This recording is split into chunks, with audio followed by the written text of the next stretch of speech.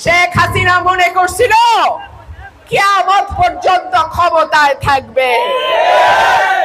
শেখ হাসিনা পরনের কাপড়টা লইয়া কোনো মতে পলাইছে। লোকে তার একটা কাপড় লইতে পারে নাই। ভারতের সরকার তারে কিছু কাপড় চোপড় দিছে, এক কাপড়ে থাকন লাগতো। আল্লাহর বিচার বড় কঠিন বিচার, আল্লাহর বিচার বড় ভয়ঙ্কর বিচার।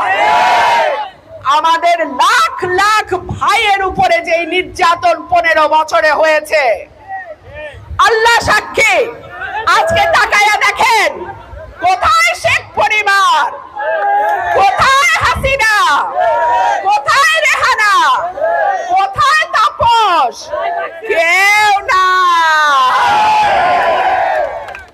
মন্ত্রীরা লাশের হিসাব নেয়, মন্ত্রীরা খুন করার নির্দেশ দেয়। আমার বোনের কাছ থেকে আমার ভাইকে তুলে নিয়ে যায়, আমার ভাইয়ের কাছ থেকে আমার বাবাকে, আমার চাচাকে তারা গুম করে।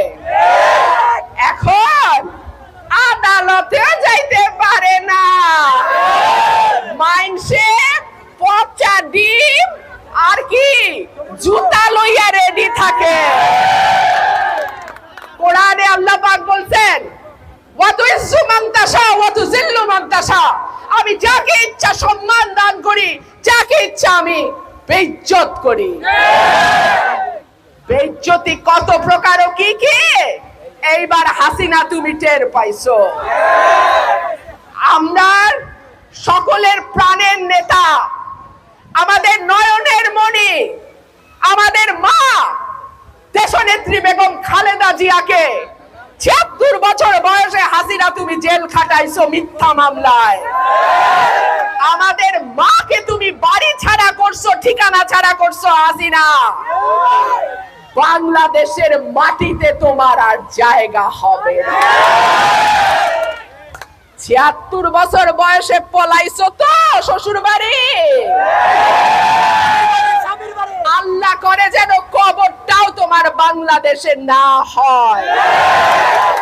আমার মা, আমাদের মাকে ঠিকানা ছাড়া করেছে যেই মহিলা, বাংলাদেশের মাটিতে সে ফিরতে পারবে না। আমরা তার সমুচিত জবাব দেব।